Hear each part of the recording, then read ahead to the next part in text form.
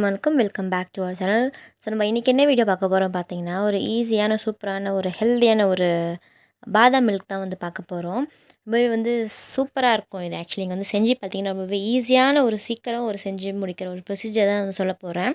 So first வந்து நம்ம case on பண்ணிவிட்டு அதில் வந்து பால் வந்து கொஞ்சமாக, அதாவது இப்போ நான் மட்டும் தான் இப்போ குடிக்க போகிறதுனால நான் வந்து எனக்கு தகுந்த மாதிரி ஒரு கிளாஸ் வந்து மில்க் எடுத்துக்கிட்டேன். மில்க் எடுத்துக்கிட்டு ஒரு 5 மினிட்ஸ் நல்லா வந்து அது கொதிக்கட்டும்.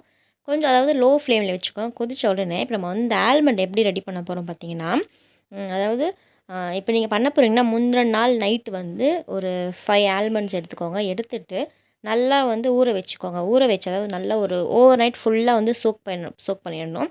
நல்லா அது ஊறினதுக்கப்புறம் அதோடைய ஸ்கின்னை வந்து சூப்பராக அதுவே அழகாக பீல் ஆகிடும். ஸோ அதை அப்படியே தூக்கி போட்டுட்டு ஸோ அந்த ஒயிட் ஆல்மண்டை மட்டும் எடுத்து நல்லா வந்து ஒரு கிரைண்ட் பண்ணிக்கோங்க.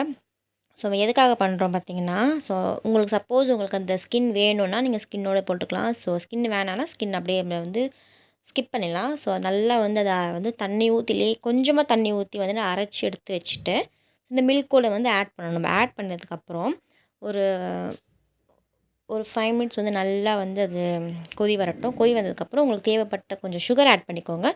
ஆல்சோ நீங்கள் வந்து சாஃப்ரான் ஆட் பண்ணிக்கலாம். ஸோ அது உங்களுடைய விருப்பத்துக்கு ஏற்ற மாதிரி நீங்கள் வந்து ஆட் பண்ணிக்கலாம்.